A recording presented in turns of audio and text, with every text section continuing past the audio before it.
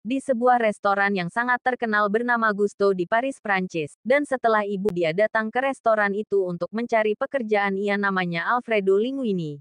Ia pun bekerja membersihkan kotoran di restoran itu. Begitulah hari-harinya dihabiskan, tapi suatu hari di restoran anak laki-laki itu memasak sup yang luar biasa enaknya untuk acara besar. Pemilik restoran sangat marah. Dia bertanya-tanya bagaimana orang yang membersihkan dapur ini bisa memasak dengan sangat baik. Mungkin kali ini pamor restorannya akan hilang. Tetapi para tamu semua sangat menghargai sup ini. Pemilik restoran terkejut melihat ini. Anda mungkin bertanya-tanya bagaimana anak laki-laki ini belajar memasak dengan sangat baik.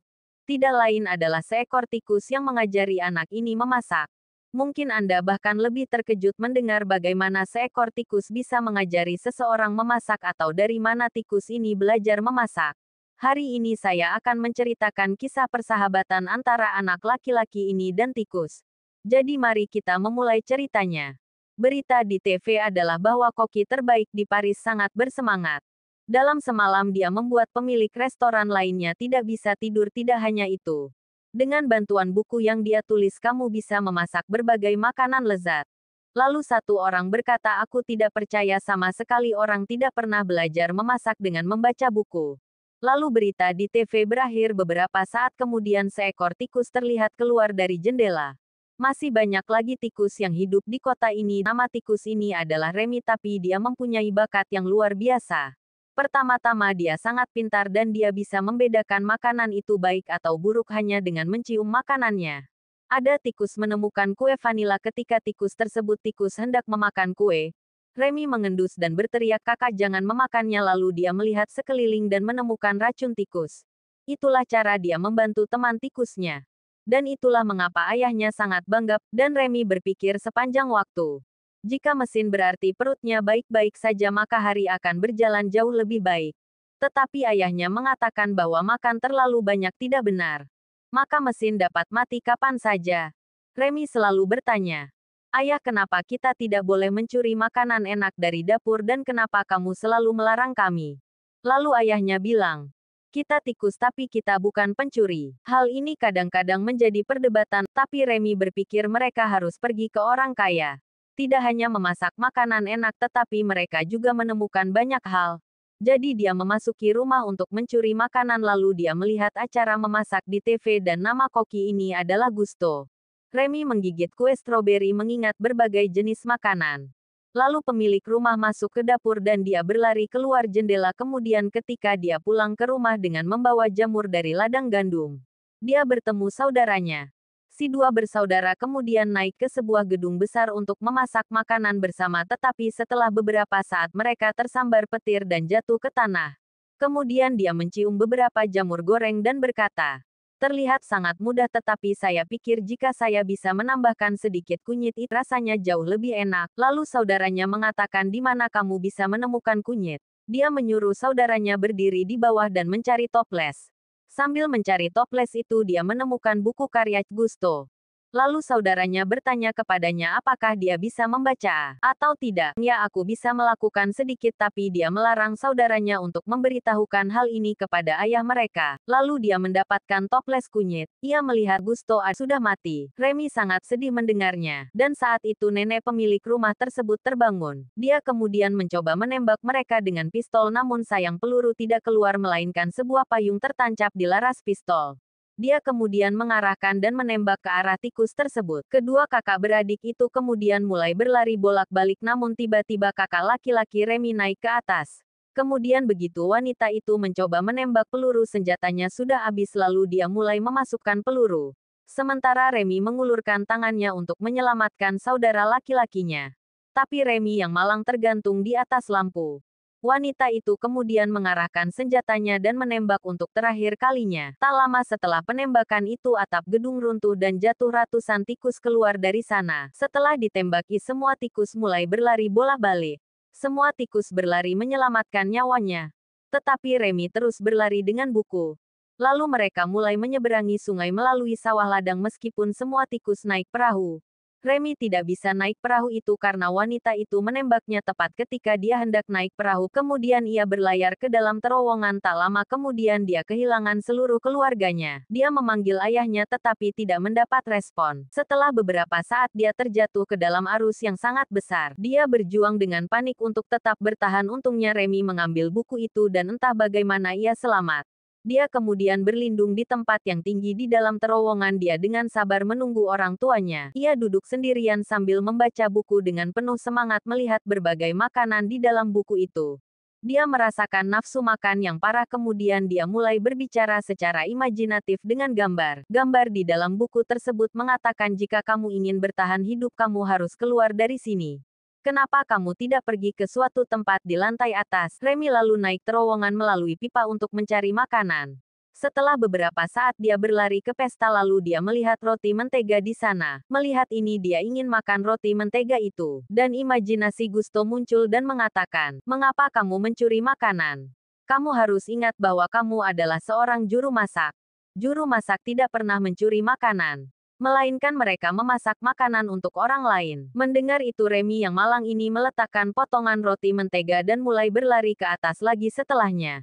Dia hanya terus berlari pada satu titik namun dia berlari ke atap lalu dia melihat ke menara Eiffel dan berkata, "Ya Tuhan, aku sudah lama berada di Paris." Dan kemudian dia melihat foto Gusto di sebelahnya. Remy terus berkata, "Kamu membawa aku ke restoranmu." Lalu dia berlari ke dalam restoran. Dia melihat berbagai jenis makanan sedang dimasak di dapur. Kepala koki mengurus semuanya. Kita melihat Linguin lalu ia mengeluarkan surat dan memberikannya kepada kepala koki. Dia mengambil surat itu di tangannya dan berkata, "Baiklah, aku akan meneleponmu jika kami membutuhkanmu." Seorang pria yang berdiri di dekatnya mengatakan, "Kami membutuhkan seorang pelayan laki-laki." Kepala koki bilang, "Oke, kalau begitu kamu diberi tugas membersihkan dapur." Tapi dia tidak membuka surat itu atau membacanya. Remy memperhatikan semua ini dari atas dengan penuh semangat. Lalu imajinasi berkata, "Semua orang yang kamu lihat di sini adalah bagian dari dapur." Remy bilang semua orang mungkin bagian dari dapur, tapi menurutku orang ini tidak bisa menjadi koki. Imajinasi lalu marah dan berkata, "Apakah kamu lupa? Aku menulis di bukuku bahwa siapapun bisa memasak." Sementara dengan penuh semangat mengatakan hal-hal ini kepada Remy, Linguin mulai memasak dengan mencampurkan berbagai bahan ke dalam sup. Sementara itu, Remy dan terjatuh ke dalam baskom. Remy yang malang berlari kesan ke sini agar tidak diketahui orang di dapur. Sementara Linguin muntah setelah memakan sup buatannya sendiri. Kemudian di dalam sup yang dimasak, Remy menambahkan semua jenis bumbu sayuran, dan segala sesuatu yang diperlukan untuk membuatnya cukup enak. Singkatnya dia mulai memasak sendiri. Saat itu Linguin melihat semua hal ini, keduanya saling memandang. Sementara kepala koki datang untuk mengambil sup. Setelah mendapat kesempatan Linguin langsung menutupi Remy agar tidak ketahuan. Kepala koki meraih kerah Linguin dan berkata, "Bajingan, beraninya kamu datang ke dapurku dan memasak sup. Aku akan membunuhmu hari ini." Segera setelah pelayan datang dan mengambil sup dari sana untuk melayani pelanggan, kepala koki mulai mengejarnya sehingga tidak ada yang diizinkan untuk makan sup. Tetapi kepala koki menyadari bahwa tidak boleh ada keributan. Kepala koki kemudian pergi keluar dan melihat ke dalam dengan tangga di pintu. Saat itu seorang di dalam bertanya tentang sup. Mendengar ini kepala koki menjadi marah dan mengatakan, "Linguin bajingan. Pekerjaanmu selesai hari ini." Setelah beberapa saat seorang pelayan datang dari dalam dan mengatakan bahwa pelanggan memanggil kepala koki. Di sisi lain, juru masak wanita mengatakan bahwa pria yang duduk di sana sebenarnya bukan pelanggan kami. Dia datang untuk memfitnah kami dan nasib buruk kami. Sup ini ada dalam takdirnya. Tetapi yang mengejutkan, kepala koki keluar dari dalam dan mengatakan bahwa pria itu sangat menyukai sup itu. Tetap saja kepala koki ingin memecat bocah itu, tetapi yang lain mengatakan, "Apakah kamu lupa?" Dengan semangat mengatakan bahwa siapapun bisa memasak. Koki lalu memberi Linguin pekerjaan memasak sup dan mengatakan mulai sekarang dia akan terus mengawasinya.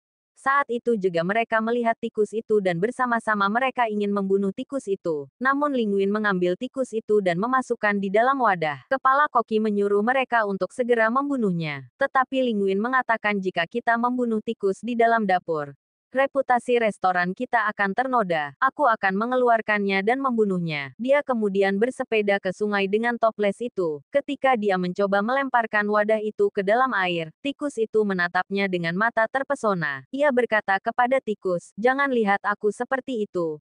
Kamu tidak membahayakan dirimu sendiri tapi juga membahayakan aku yang menyuruhmu memasak dengan sangat baik. Aku sudah melihat semuanya tapi aku sangat membutuhkan pekerjaan itu." Lalu dia bilang, "Kamu tikus, kenapa aku berbicara denganmu?" Tapi dia melihat tikus itu menganggukkan kepalanya dari dalam. Lalu ia bertanya, "Apakah kamu mengerti aku?" Tikus itu mengangguk sebagai jawaban. Lalu dia bilang, "Kamu bisa memasak dengan sangat baik tapi aku tidak bisa memasak sama sekali."